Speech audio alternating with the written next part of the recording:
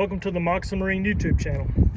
Primarily the videos on my channel have to do with repairing inboard outboard marine engines, but occasionally I'll work on cars and trucks and so forth for friends and family when they're in need. So this happens to be a 3.6 liter V6 Chevrolet high feature V6 engine, and this is in a 2011 Chevy Traverse. This is part 3 of a video series.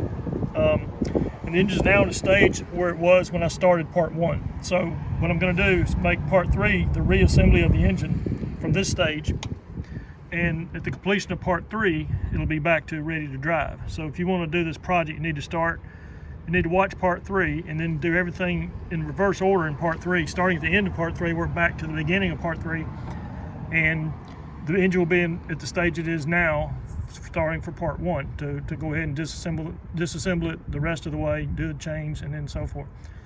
So again, this is the start of part 3. So at the end of part 2, I just put this harmonic balancer on. In part 1, I'm taking it back off. So I've got the harmonic balancer on. I have not tightened that, fully torqued that bolt in the middle. It's supposed to be a brand new bolt because it's what's called torque to yield, and you torque it to, I think, 74 foot-pounds and then another 150 degrees. I will do that later. I'm going to do that after I get most of this project done, because I don't have the bolt. I didn't know it was that tight bolt until I got to this point, and then so I've got to buy the bolt and then do that later, but it's not a huge problem. So what I've done since the end of part 2 is I have put the cam sensors and phaser actuator solenoids back in the block, or back in the head. So this right here is that's called a phaser actuator. It's basically a solenoid that allows oil pressure to go and feed. If you saw in part 2, I had 2 phasers. There's one under here and one under there. And so these solenoids is what feed oil to your phasers to make them move however the engine computer wants them to move. It has a feedback system. It has 2 cam sensors. There's a cam sensor in this hole and a cam sensor in this hole. You can't see it because that thing, so that hole there. So the 2 cam sensors tell the computer where the cam's at, and the computer has basically a internal map or program, whatever you want to call it, and so it wants the cams in a certain spot. So it will manipulate these solenoids to allow oil pressure to move the cams wherever it's trying to get them to be. And it's kind of a cool system where it regulates cam position independent of the crankshaft within a certain range. And when it can't keep it in that range, that's when you start setting codes. It's called cam synchronization error codes, because it's expecting the cams to be in certain places or not be outside of a certain range, and if it is, it'll set those codes. And that's how you know you got timing chain stretch. I don't know that I would call it timing chain stretch. I have a feeling is what it is. Each of those, if you look at the chain, you'll see a little pin, and that's a little pivot pin in the chain, allows the chain to bend. So each of those pins over time is going to have a little bit of wear. Over 100,000, 120,000 miles, each of those pins in that chain have gotten just a little bit of wear on them. But if you add up all the pins, all that little bit of wear adds up to a lot of wear. So that's how a chain stretches, I believe. I don't believe the individual metal pieces are lengthening. I just think it's wear and tear on the chain pins and the chain links that's allowing that extra clearance in there, the wear, to allow the chain to lengthen due to the extra wear. So at least that's my opinion. I don't have any proof of that, but it makes more logical sense than a chain stretching. It's a metal chain. I don't think it stretches. Could be wrong, but I don't believe so. So anyway, as I was saying, I've got the solenoids here and here in. I've also got the solenoids in on the back. And by the way, these solenoids all have the same part number, so it doesn't matter which hole you put them back in. And by the way, I cleaned each of these solenoids with Gump carb cleaner, acetone toluene mixture, because there was some debris on the screen. Each of these solenoids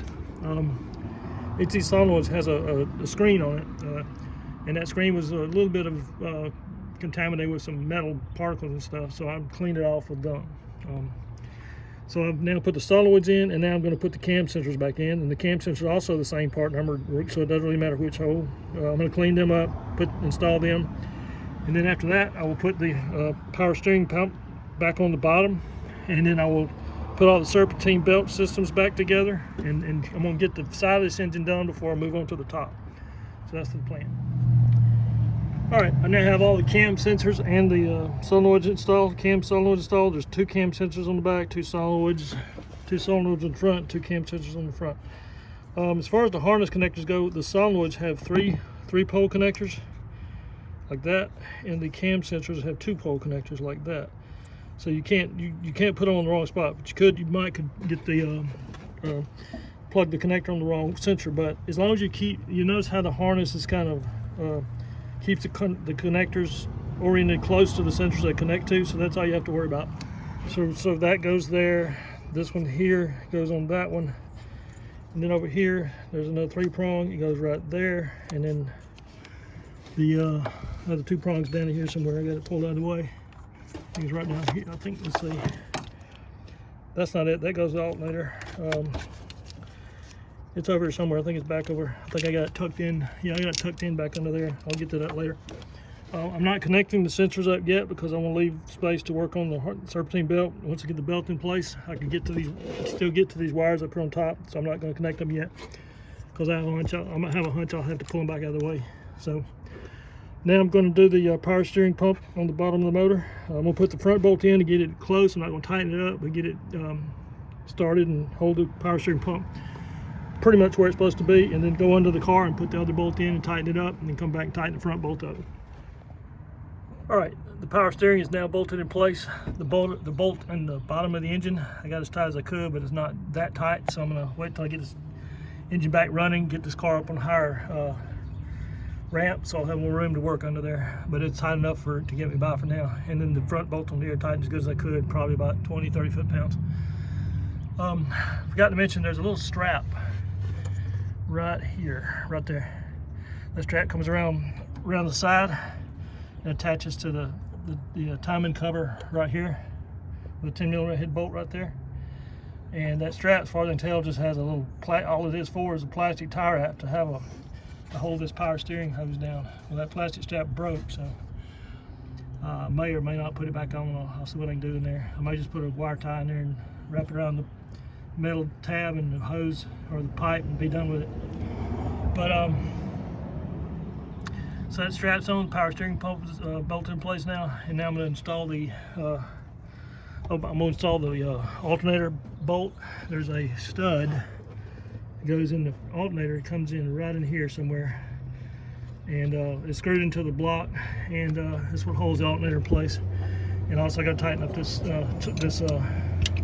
idler pulley here, right here. So I can put that back in too. So that'll anchor the alternator, and then I can put the water pump in and put the serpentine belt back in. All right, I now have the alternator reattached, at least most of the way. So I got the stud back there. See if you can see a little better back there. So if you can see it from up here, nope. So there's a stud that goes into the timing cover right here. Stud's right back in there, coming this way. I put the stud in, put a nut on it, and tighten the nut up. It's holding the top of the alternator. There's another nut beside it. Forgot to tighten that one back up. I loosened the whole alternator so it could move around a little bit, so I get this timing cover right way without having to pry it out.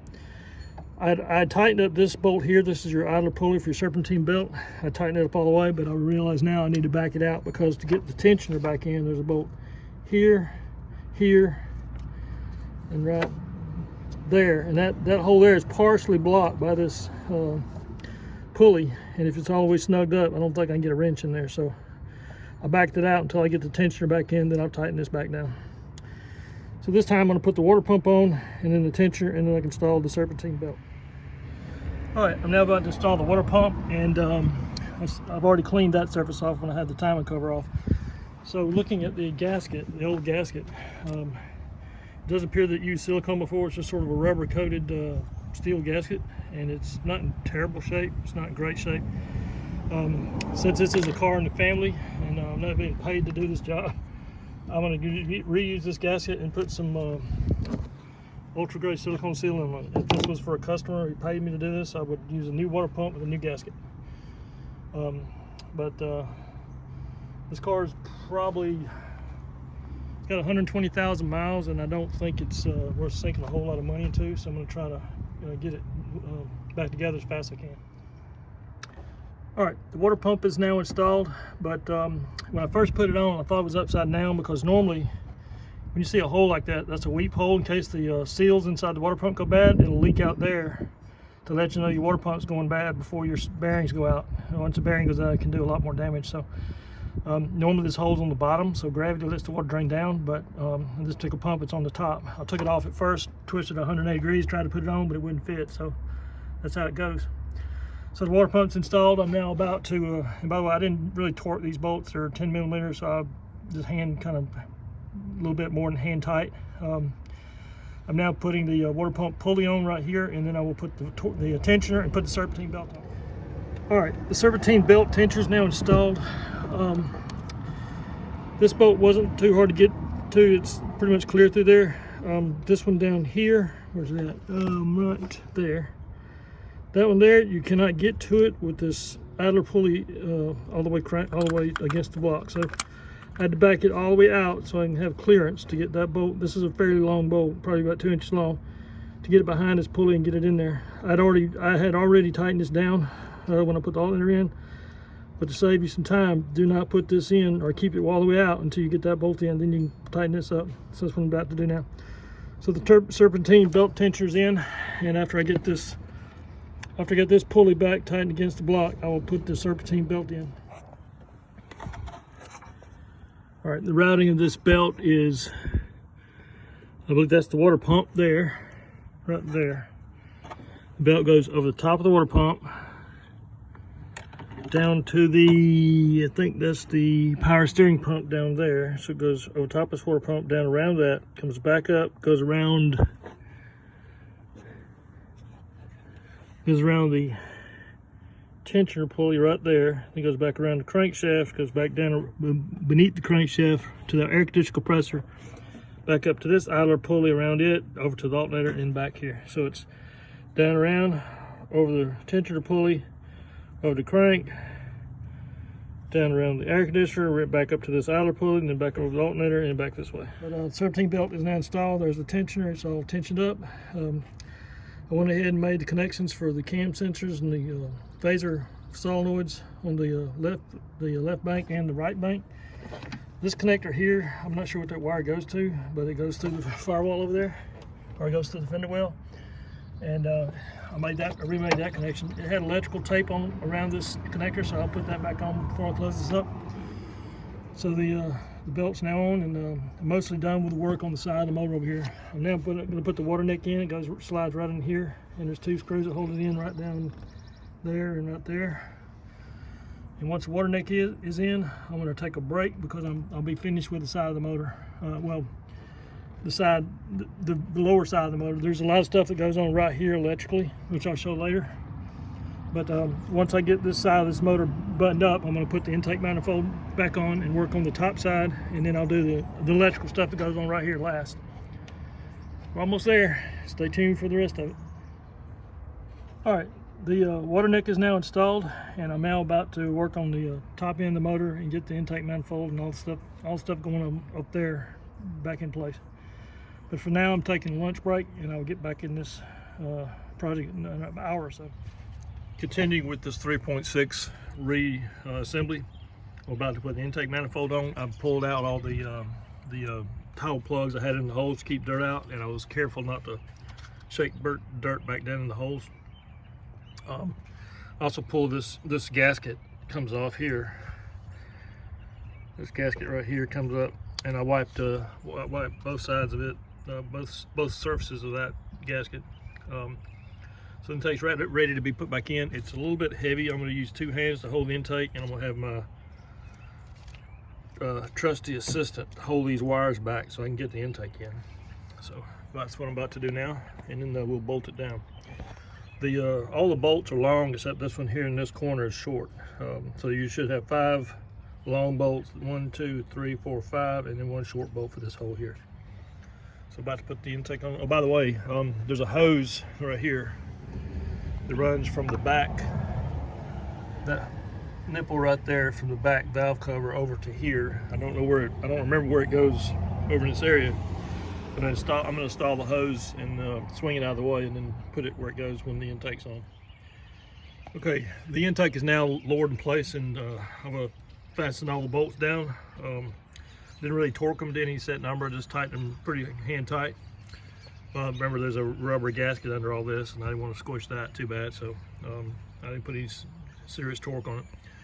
So the intake's now installed, and now it's a matter of hooking up hoses. So this hose in the back valve cover looks like it was about the only place it'll go is right here in this hole in the intake.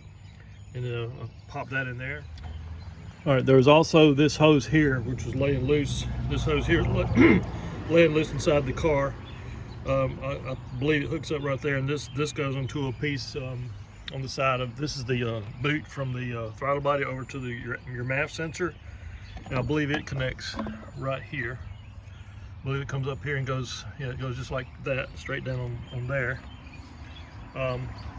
This hose here is I believe this hose here is a purge line that goes right there on that nipple there. And then there's a bigger hose, this one here, which is kind of wandering all over the place. It came from,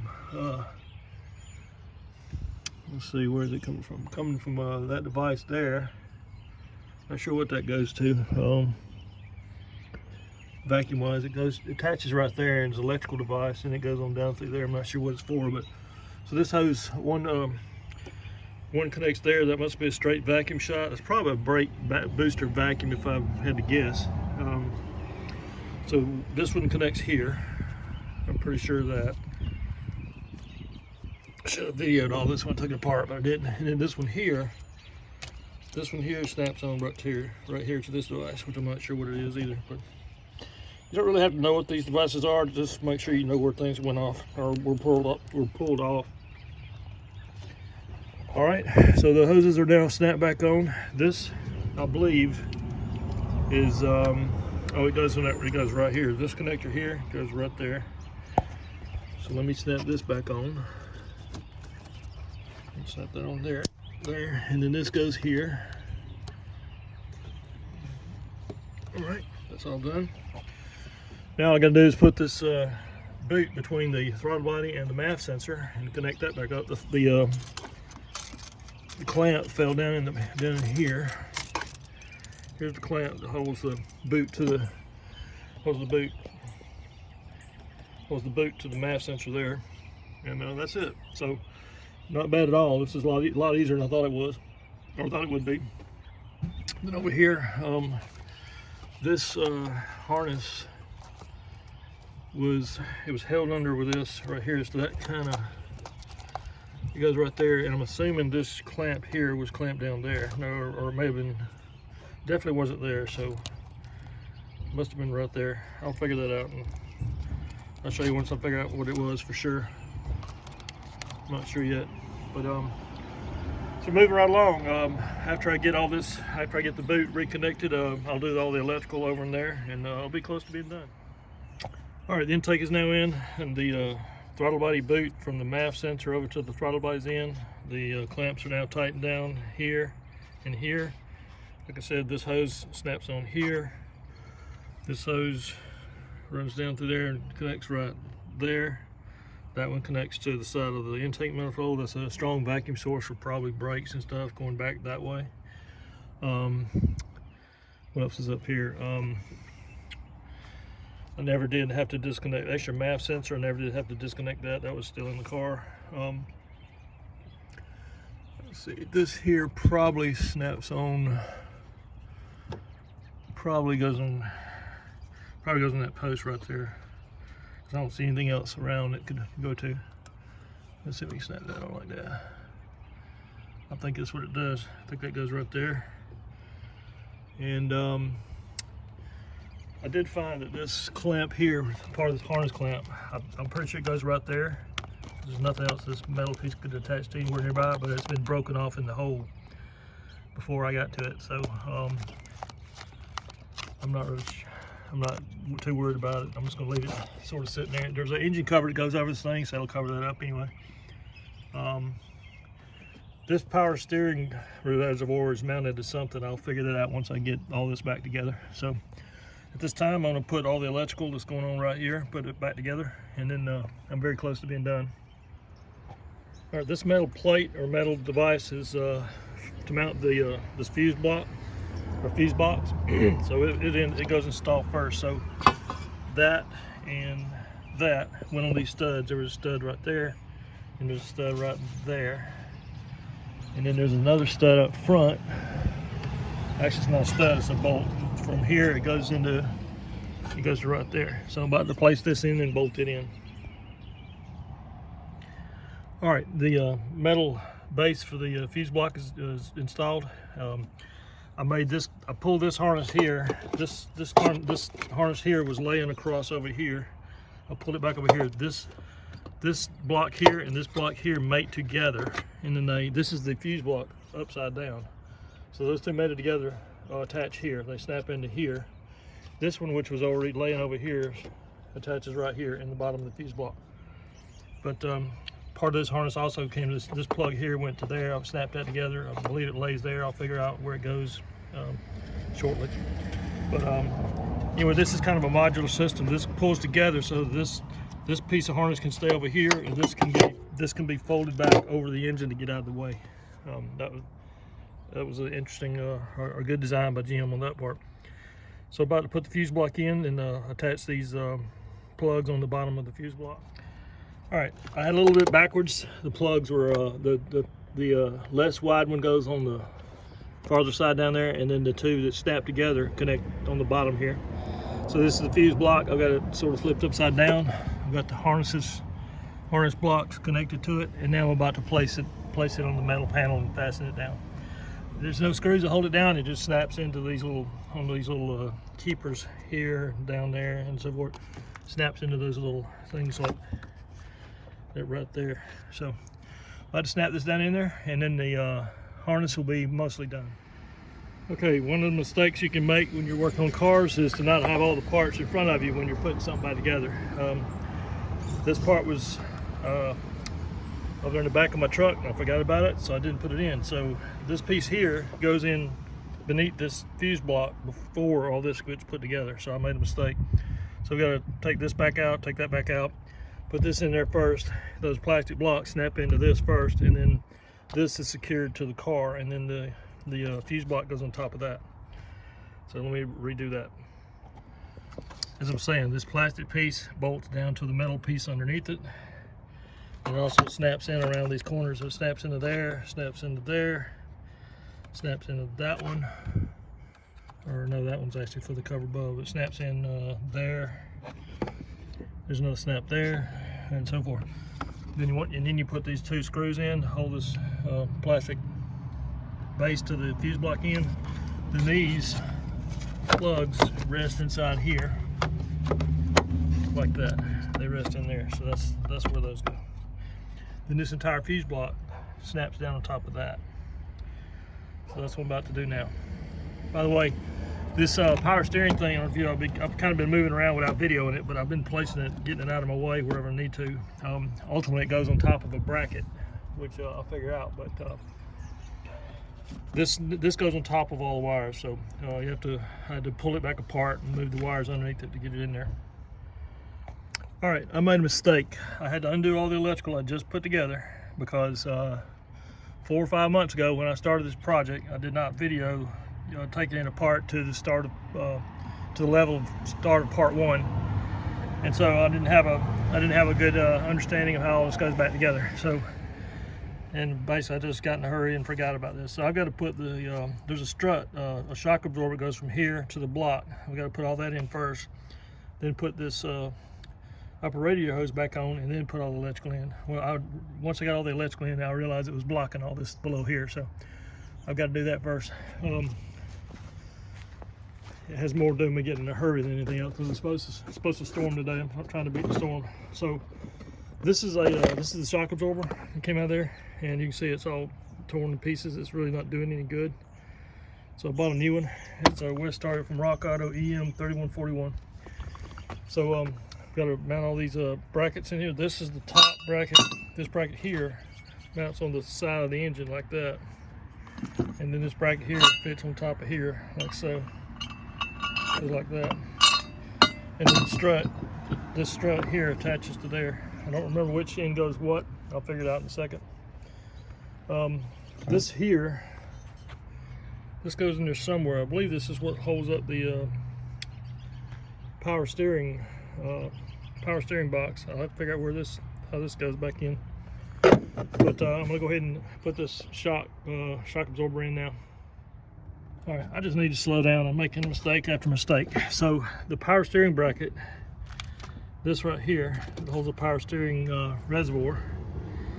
It attaches the side of the head there, and another bolt right down there.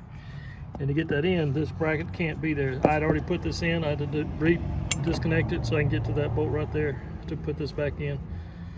So if I'd had a video how I took this apart, I wouldn't do this, but I'll get there. So now the power steering bracket's back on. I'm fixing to reattach this heavy duty bracket here to the side of the block. Then I believe I'm going to put the upper radiator hose on, and then I'll attach the bracket for the strut, and then install the strut.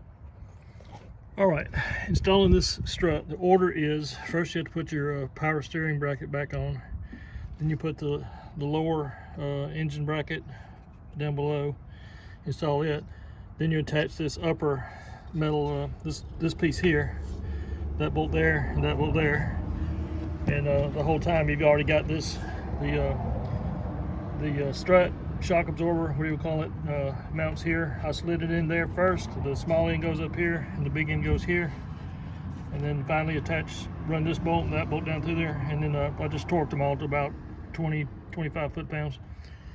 So that's all installed. Next you install the radiator hose going from here back to the radiator, and then you do all the electrical above. Also you can put in the power steering reservoir after you get this radiator hose in. So that's the order in which that goes. All right, I've just installed the radiator hose. I put the clamp. Clamp was down here or back here. I moved it up and snapped it onto here. And then down here at the radiator, did the same. By the way, it helps to have a pair of pliers called channel locks to get in at strange angles. These come in especially handy for radiator clamps, factory radiator clamps that don't have the screws. There's a bend in the hose. The bend goes on this end. It goes in and it curves around that way, around this windshield washer reservoir. So that's how that pipe snaps in. All right, I believe I've got all the radiator in, all the mounts, everything's already in. I've got to attach this power steering reservoir and hold it down. I'm going to wait to do that later because this wire, which is your main power going down to your starter, attaches to the side, attaches to that fuse block right there, and I want to make sure it's not interfering with that hose right there before I snap all that together. So I can make this and that last if I need to, just to make sure I don't have to move it again. All right, for the second time, I've installed this plate. And by the way, this harness goes up on top of here. It lays right in there like that. It used to have a plastic anchor. This was holding this down to there somehow, but I don't know where that went. So, but that rests right there. This goes on the fuse block right there, which I'll put in on in a minute. So now I've got this metal plate in. The fuse block lower half goes in. It is held in by 2 bolts, one right there and one right here. And I don't see but one of them. Where the other one go? Crap. Yeah, I'm missing a bolt. I'll find that in a minute. But I just had it when I took it apart. All right, when putting these 2 blocks together, these snap together at this line right here, right there. You take them apart by putting a flat blade screwdriver up in that gap right in there, and bending a tab over, and this piece here goes up that way off of here. So these 2 go into this block. They just fit right in there. This one fits right in here. And the entire fuse block fits in on top of that, and then you screw it in. All right, it's all done. So this line that came from this line here comes down from your starter. I ran it above the power steering pump and attached it to it attaches under this cover here. Attaches right here. Then this wire here on top, which comes through the firewall, that comes from your battery back in the back of the car, which is unusual, but that's how they did it. So those attached there. This cover snaps back on top there. I put the top of the fuse panel on after I got everything all buttoned up inside there. I believe this clamp, this piece here was broke off in that hole. I believe this combination plastic piece was holding this metal bracket down right there, and then this strap was holding this big harness down there. All 3 of them, both of them are broken, so I'll deal with that later. But right now, also I put this nut here on and that nut right there on to hold down the power steering reservoir. I need to check the power steering fluid level now. So this time I'll fix it to hook the battery back up and see if I can get the trend, well, I'm gonna drain the oil and change the oil filter, which is down in there. It's a pain in the butt, but I'm gonna drain the oil and change the filter and before I try to fire this thing up. I may try to prime the oil system if I can find out how to do it. Otherwise I won't. But it'd be nice to be able to prime. This thing's been sitting for about 4 months, so I want to prime the oil system to get oil back in the engine with a compressed air priming system that I built, if I can. But if I can't, I won't worry about it. All right, I've reconnected the battery and I've just changed the oil. I've taken out the filter, put in a new Wix filter, and now I've just put in about 4 quarts of 5W30. That's what's supposed to be in here based on the oil cap. So I've just poured in the oil and I'm about to put the oil cap back on and try to fire this thing up for the first time. Let's see how it works. All right, this is the first start of the 4.3 V6, high feature V6 since I've rebuilt it or reinstalled the timing change. No rehearsal, this is it. Okay, didn't fire up. Let's see what we do it again. It's not firing.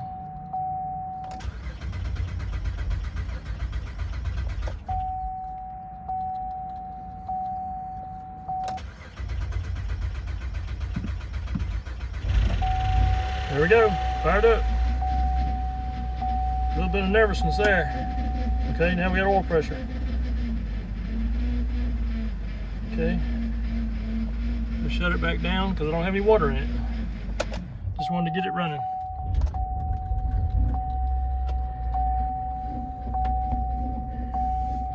There's some kind of bearing noise.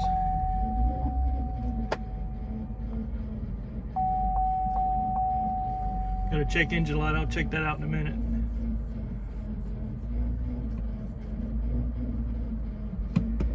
Okay, it says engine power is reduced, so it's not letting me match the gas at all. So I got a problem.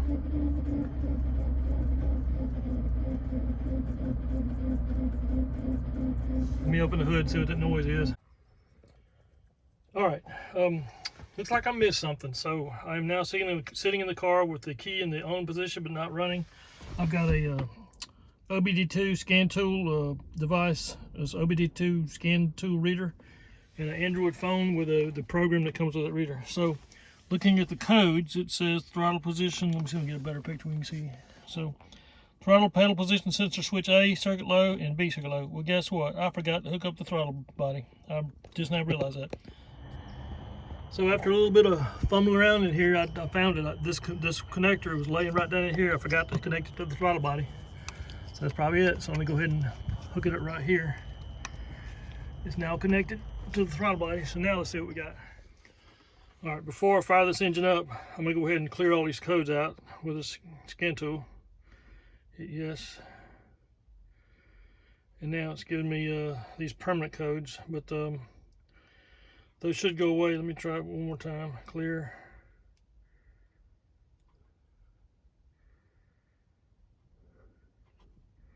One more time. Clear.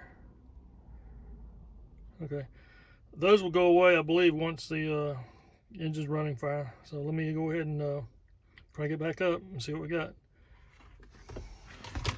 Now the throttle position is connected. It should work like it's supposed to.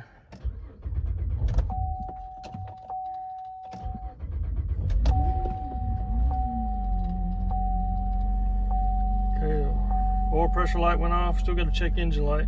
I'll have to read that in a minute. But let's read it right now, see what we got. So, the back, read codes again.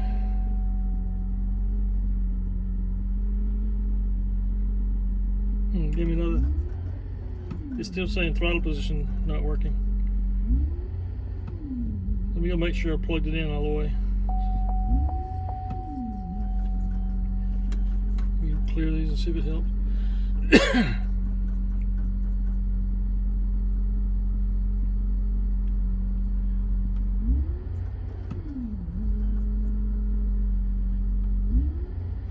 It's still not letting me press the gas pedal, so let me go check that connection one more time.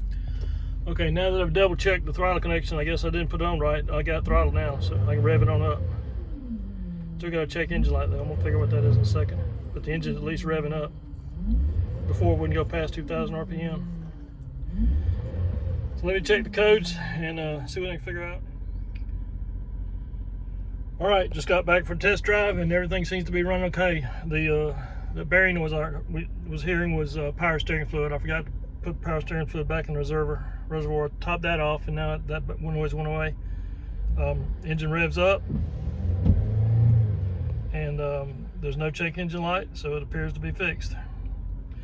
I'm going to hold on to it another few days just to make sure fluids are not leaking, and I'm going to change out or drain half the water off and put deck school antifreeze back in it, and I'll give it back to the owner.